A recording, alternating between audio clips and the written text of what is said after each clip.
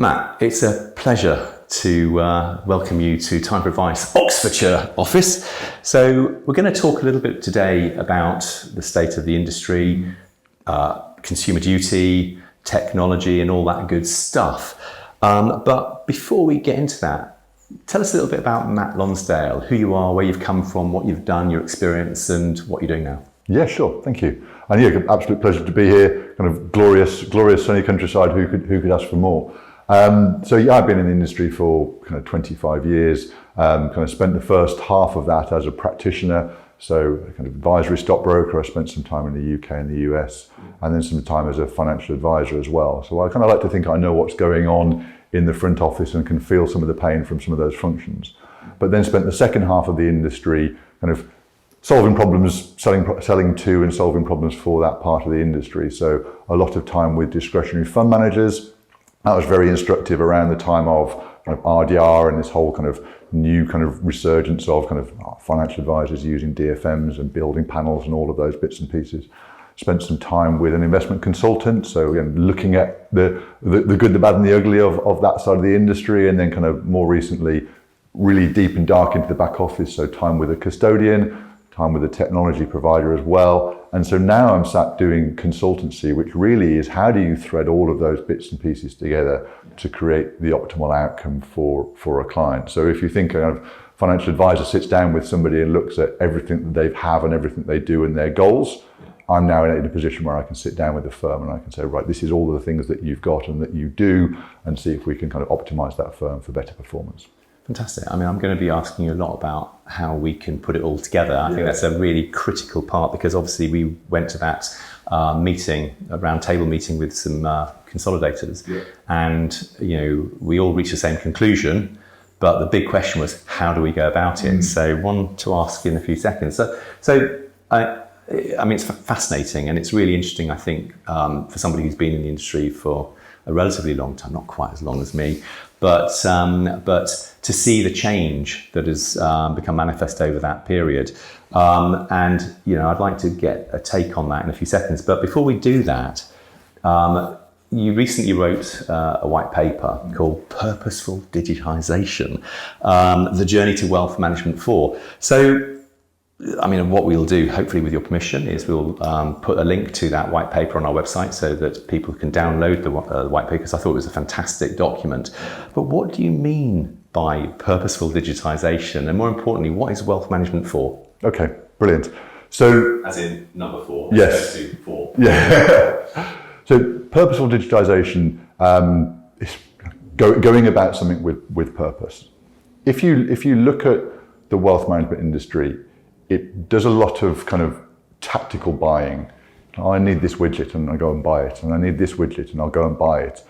And a lot of that is done with the premise or the kind of design to try and create a best of breed solution. But because it's all tactical, nothing is strategically hemmed together. And so when you look at firms, they have these disparate operating models that are held together by the kind of business critical spreadsheets, which is not a position that you want to be in.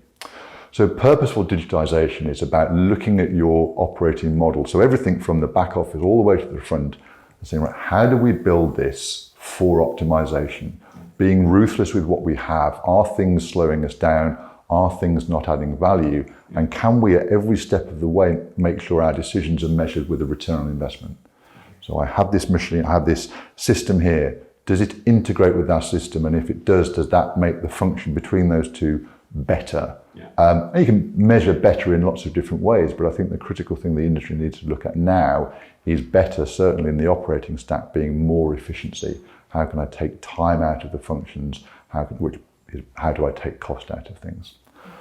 So digitization is kind of the first point, and I think if you look at comparisons of different industries, 3.0 is digitization, and lots of other industries have been doing that for decades. And wealth is a little bit behind, and we're doing a little bit of a patting ourselves on the back as we get to digitization, and it's still a little bit tactical. It's a portal here, it's a portal there, and it's not really all in. But now other industries are looking at 4.0.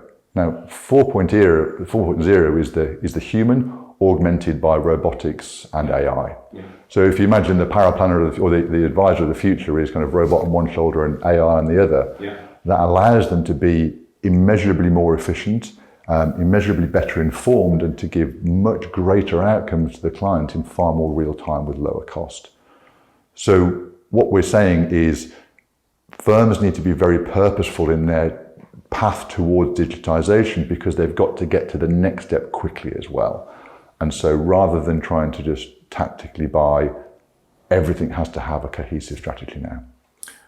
But how do they go about it? I mean, how do you start? What is the thought process maybe that firms need to go to actually begin that journey? Because you've said it, our industry is quite behind the curve. It's still very much of the old mindset of, most of the entrepreneurs that run businesses are just that, they're entrepreneurs. So they're not really business people, although that is changing. But the focus is on generating revenue, making sales, rather than really understanding the importance of the whole client service proposition piece. Because in your document, you talked a lot about clearly defined propositions, swim lanes, moving, proposition dependent on need at any particular time in that life cycle. So quite a major rethink in terms of your approach to the business. How do you start? So I'm an IFA. I've got a business. It's been running for years. We've always been doing it this way. I've got a legacy back office system that I'm using, and it seems to work. I don't care how long my paraplanners are taking to write review reports and all that sort of stuff. So recognizing obviously consumer duty is a major factor in the new world and will catalyze change quicker than probably anything else. How do I go about it? How do I start? So I think that there's some fun things you can do to start. So again, if you imagine where the industry might be in kind of 10 to 15 years, that's a good thing to do. So what would I be? What would we be doing with kind of technology today? And that's quite an easy thing to have kind of conversations with colleagues, conversations with kind of peers, and just explore what that might be. So that's kind of an easy thing to do. You've then got to realise that getting there in 10 to 15 years' time isn't going to work. You've got to get there in 5. So then you have to start asking your business, how would we go to this, what would feel like quite an extreme position, and how do we get there in a relatively short space of time?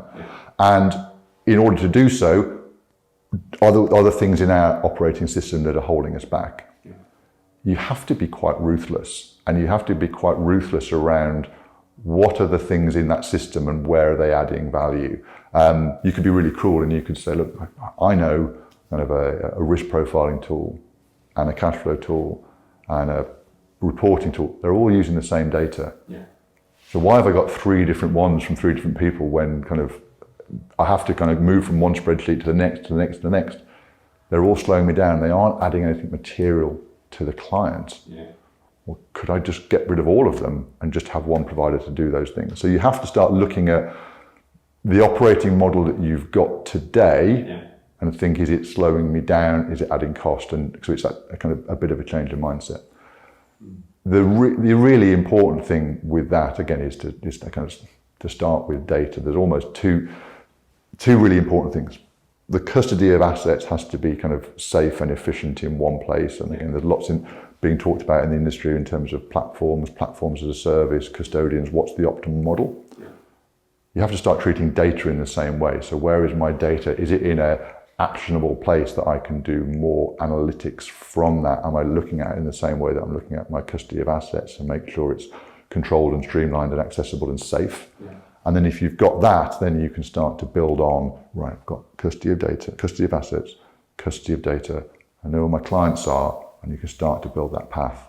But also, and kind of thankfully for me, there's lots of kind of availability out there for people who would be willing to have those conversations and just help people do those kind of early blue sky conversations. I think that's the point. You are providing that service to catalyse those conversations. Interesting what you said there about getting rid of disconnected systems and all that stuff. I completely subscribe to that, except I would challenge it slightly. You know what the state of technology is like in our industry, and I think there is no one size fits all, and there are definitely best of breed providers. And so I'm very much of the camp, as you'd expect me to be, is look, we do what we do best. Cure obviously is a full-on enterprise CRM platform sitting within the Microsoft Power Platform and all that good stuff. So it is the single truth of data, but we are not specialists when it comes to lifetime cash flow forecasting or vulnerability assessment or whatever. And so actually what we're about is integrating best of breed solutions so that data can flow seamlessly from one system to the next, and so it goes on. So you're basically using the best potential solutions or best solutions in market to get the right outcomes. But I think the key thing, and this is where our industry has suffered so badly for so long, which has introduced the whole question of efficiency, is that the integrations that are manifest are usually very poor and demand a lot of manual intervention to get value from these disconnected tools. And of course, that was the Lang-Katz thrust when they did that brilliant work on the disconnected world, the advisor's view and advisor's view, and finding out, following up a few years later, nothing had changed. And of course, that's no surprise because fundamentally, the technology hasn't changed in that period at all.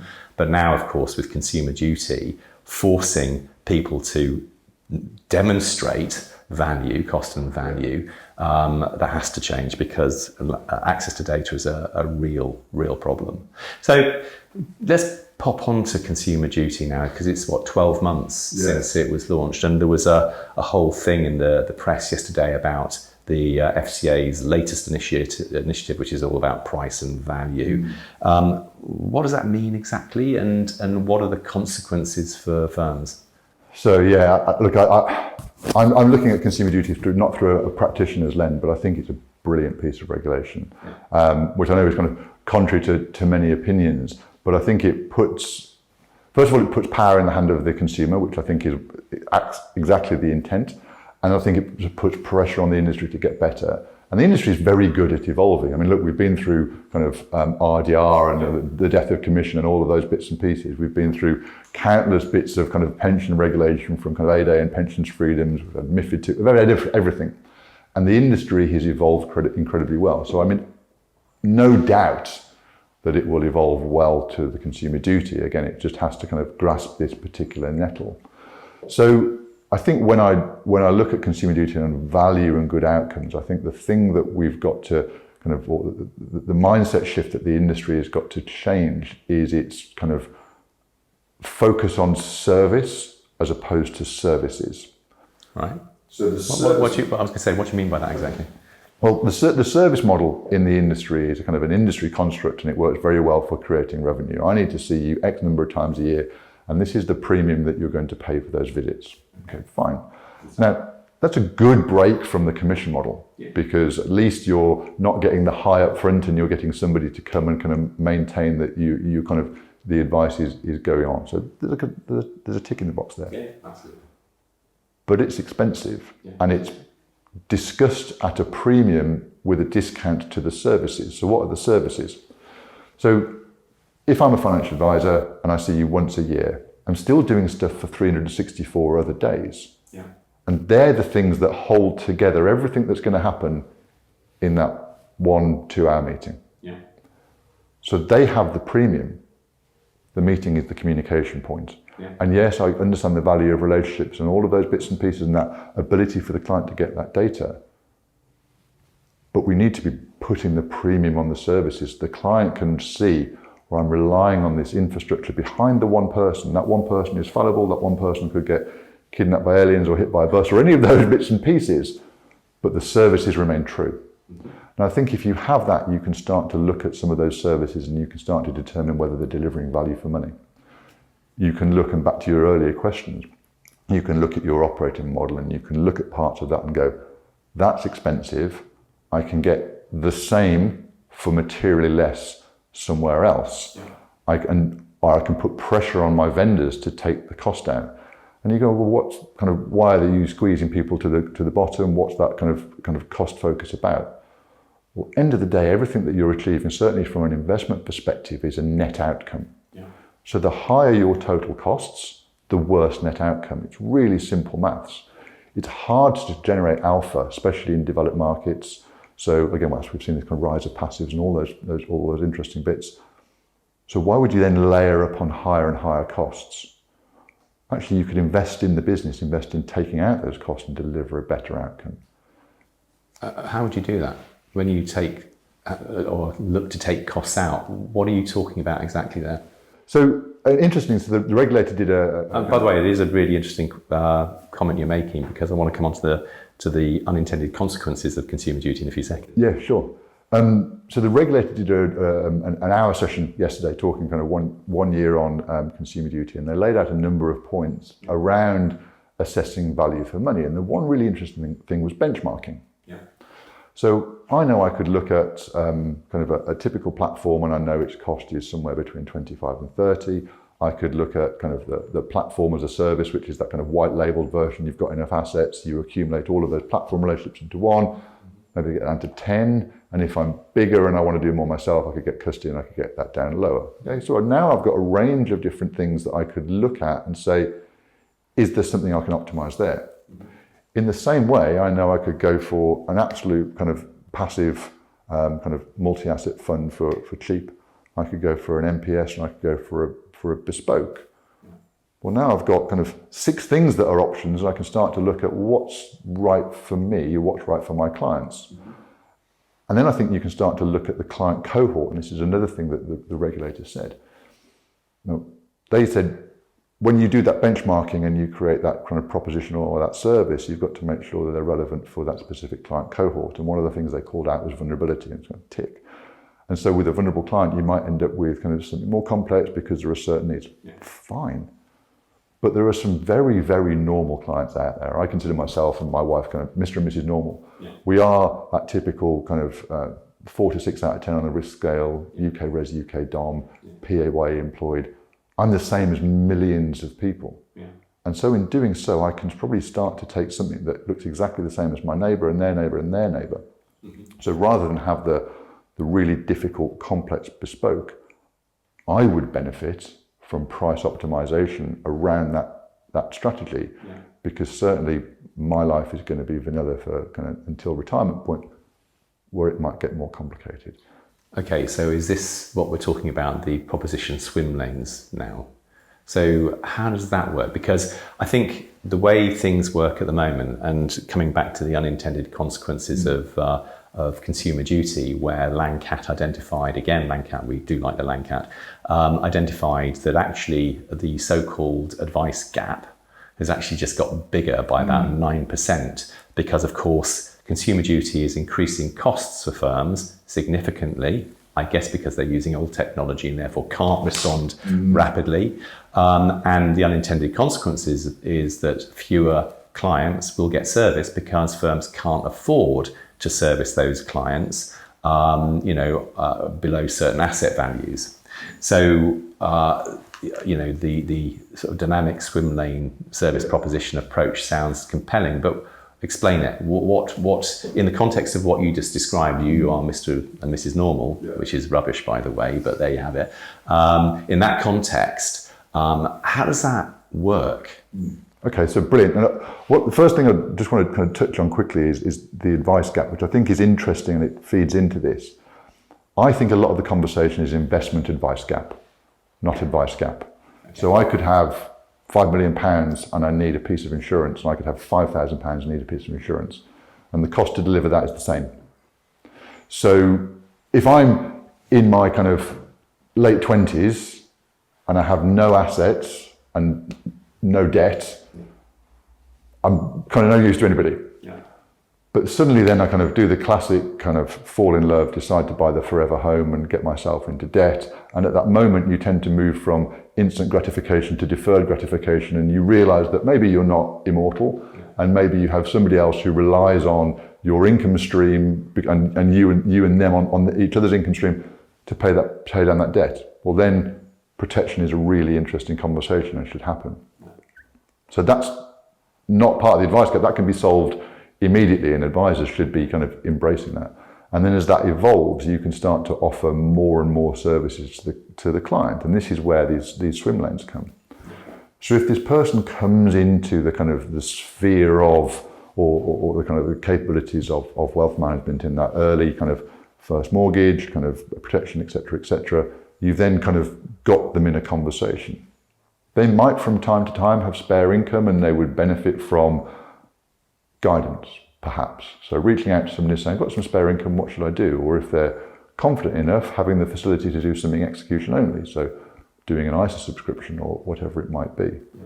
So you've got somebody who is engaged with the firm early on, has had a piece of advice about something important, and has a structure to engage back and forth around something that they might be able to do. Now let's assume that person continues to evolve on.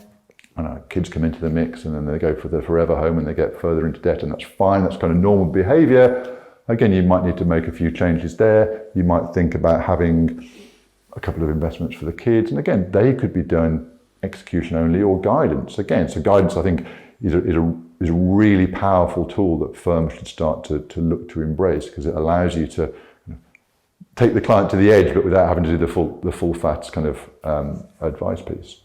And so you can build a long-term relationship, and again, the power of relationships is absolutely there, with trust, with offering clients services along that duration that add incredible value to them. Yeah.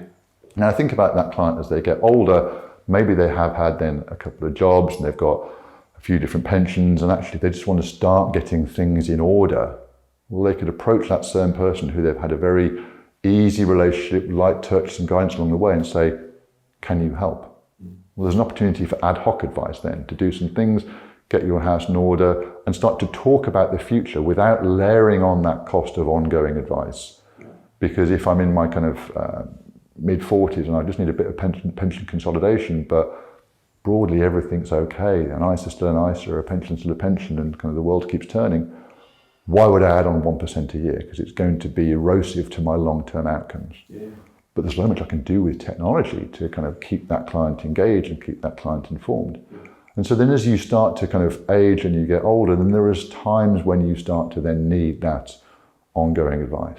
So maybe there's a couple of ad hoc advice pieces along the way, maybe some guidance, and then you come into the kind of really critical juncture where kind of advisors can really add value again to the normal client. And again, this is really important to say, it's around the normal client, because there are also clients who come in with kind of big pots of money in various bits and pieces. But along this kind of normal client juncture, around those kind of early 60s is when you really kick into gear with this is the plan for the next 7 to 10 years. Yeah.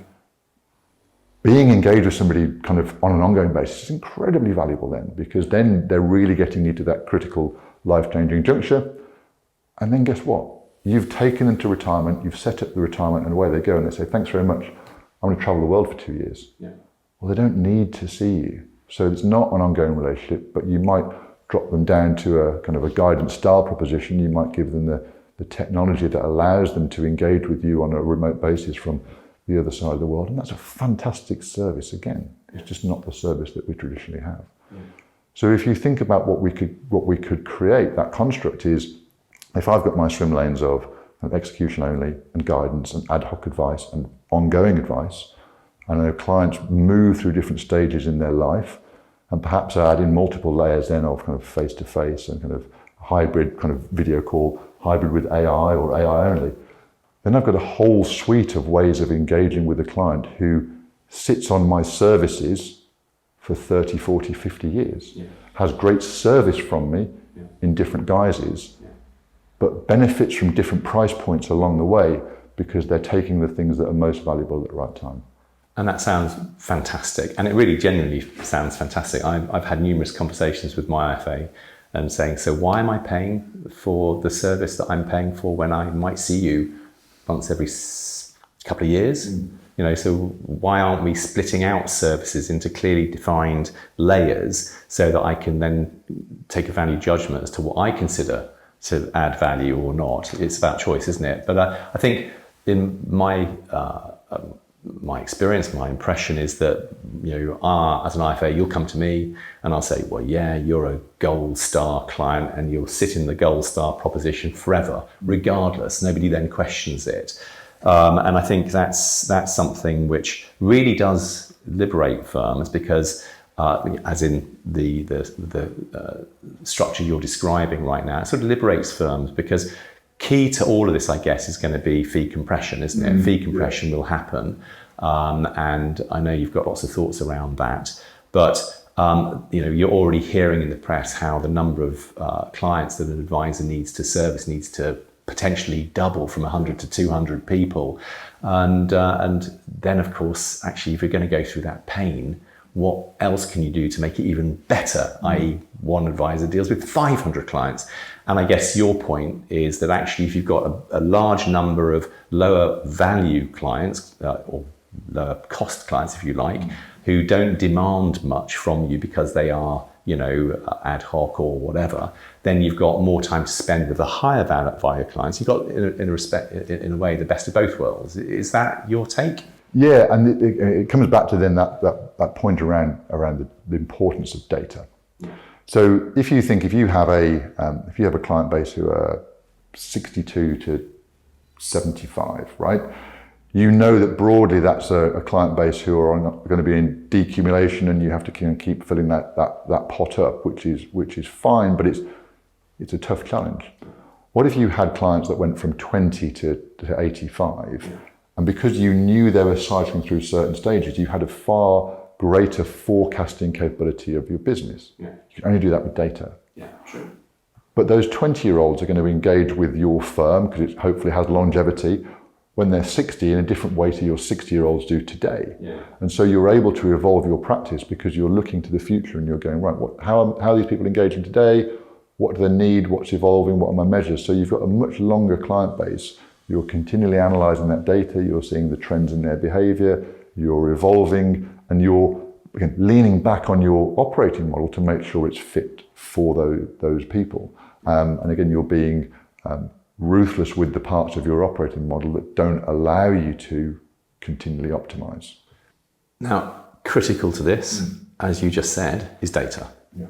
Everything has a dependency on data and quality of data.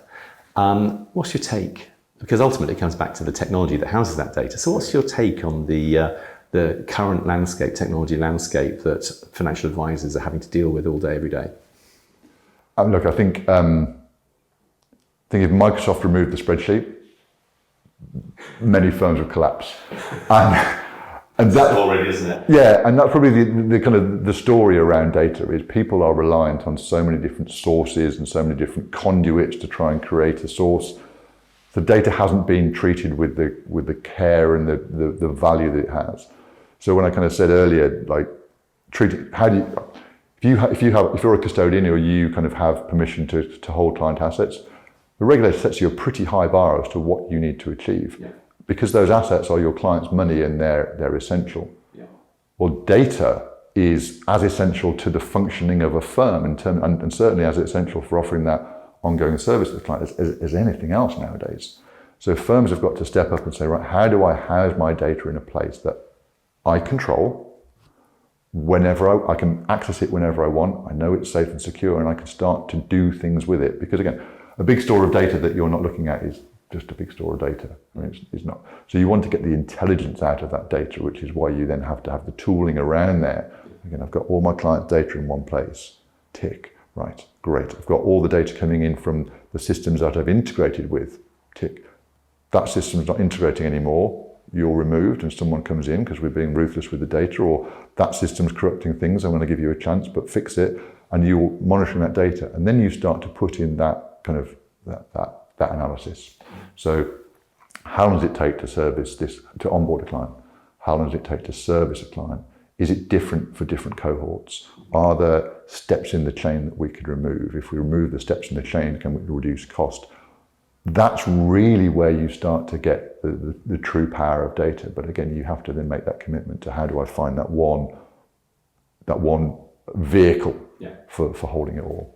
Awesome, thank you. That makes sense. So here's a bit of a controversial question for you. Is financial planning / wealth management worth it? I'm going to do the kind of the coward's way out and do the yes and no. Again, full price for lots of people, I think you could probably say it's not. And I think that's why, like if we look at the wealth management industry at the moment, services about 8% of the population. Yeah. And again, lots of debate about, well, I'm going to keep going up and up and up because I can't afford the cost of service. But the other 92% aren't knocking down your door.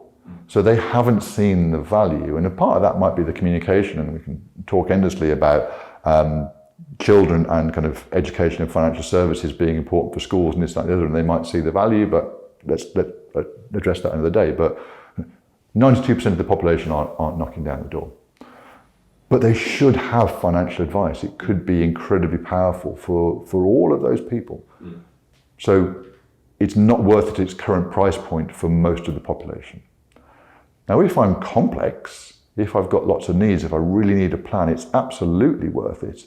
And so I think what we've got to get better at is that kind of, at the moment, the disconnect is kind of cost and value isn't lined up. And again, that's a function of the service model versus the services model and the operating stack things are on. So I know kind of my own scenario. I got kind of quite a few friends who are financial planners, but I don't use them. But I will, and I know I will at a certain point when it starts to become something that I can't control. But right now, as I said, because I'm kind of Mr. and Mrs. Boring. Anything but. I can control it all because I have knowledge of the industry, and I think that's a shame.